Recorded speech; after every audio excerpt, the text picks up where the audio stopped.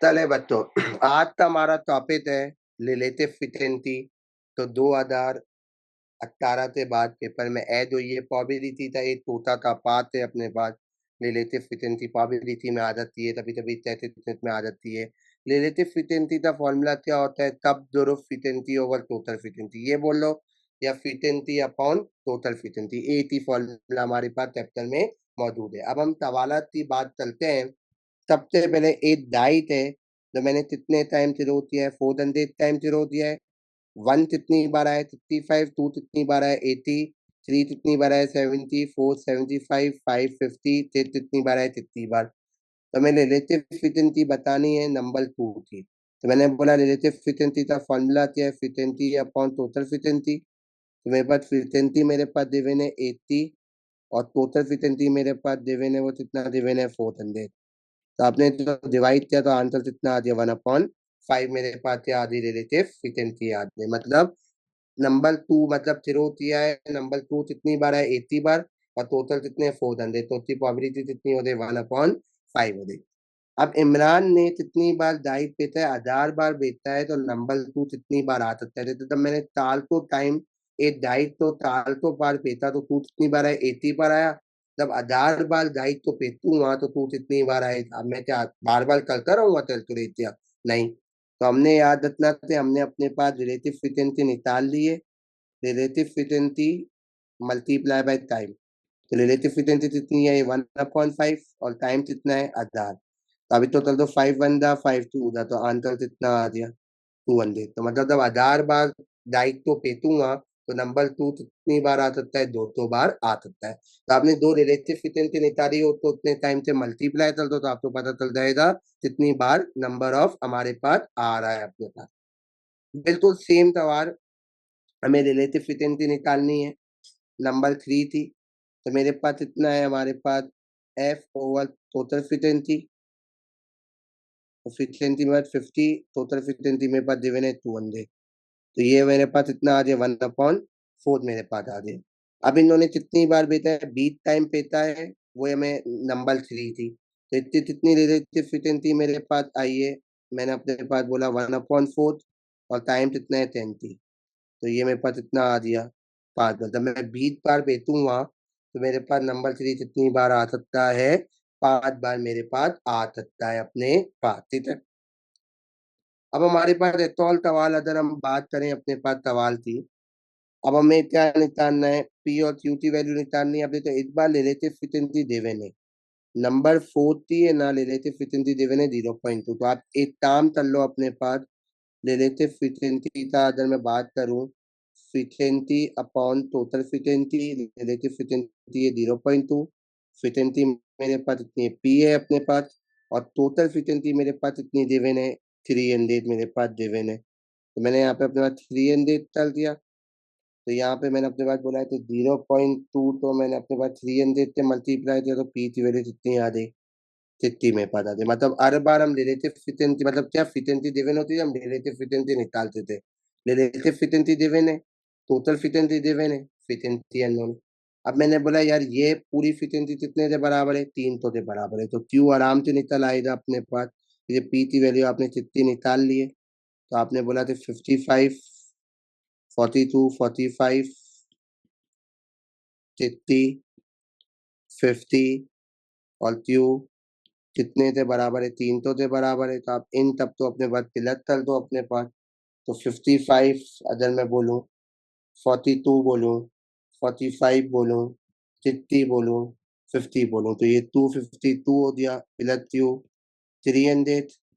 तो 300 माइनस 252, तो क्यू की वैल्यू आपके पास कितनी आ जाएगी? तो 48 आ जाएगी आपके पास।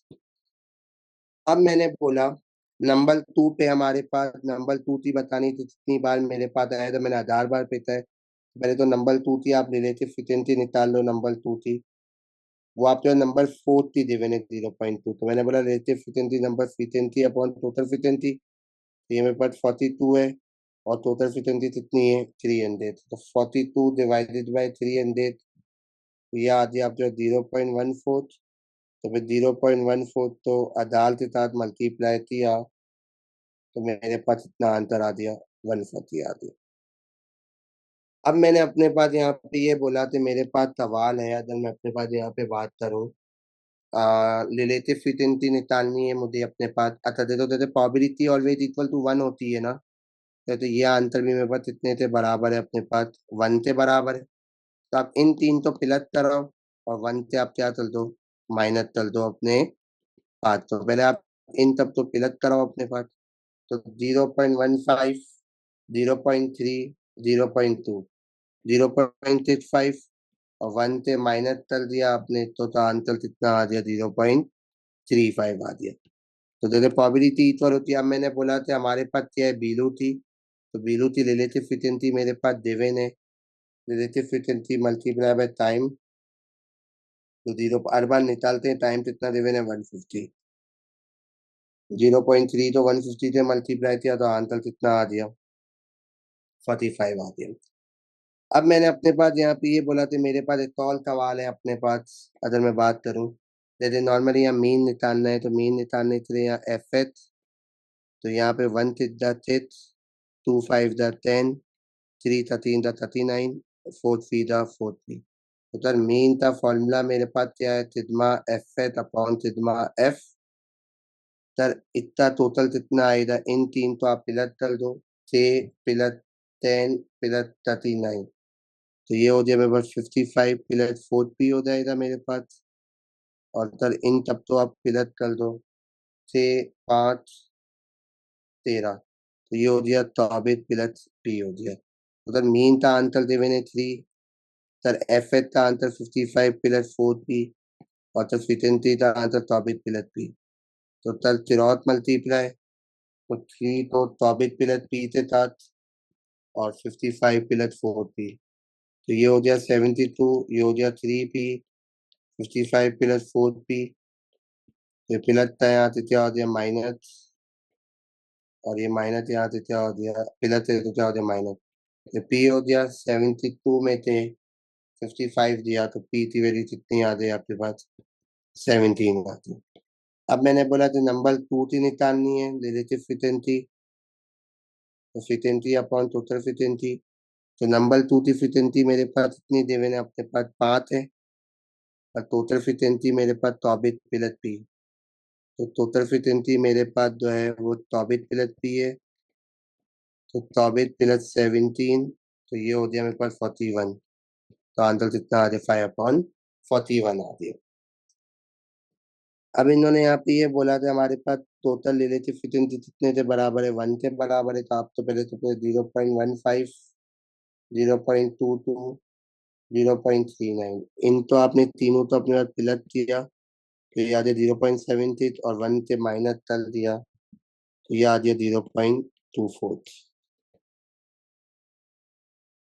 फिर आपने बोला कि भाई टोटल में बस तीन तो स्टूडेंट दिए हुए हैं, टोटल हमें एक बंदे थे नंबर ऑफ स्टूडेंट। तो वो या देंगे relative frequency, frequency upon total frequency. तो इसकी रिलेटिव फ्रीक्वेंसी हमने निकाली 0.24। फ्रीक्वेंसी मुझे नहीं पता कितने लोड हैं, और टोटल लोड कितने, तीन था। तो 0.24 मल्टीप्लाई बाय तीन, तो मेरे पास इतना आंसर आ गया, 72 लोड होता है। तो ये हमारे पास क्या था, रिलेटिव फ्रीक्वेंसी था, हमारे पास टोटल था, कॉन्सेप्ट था।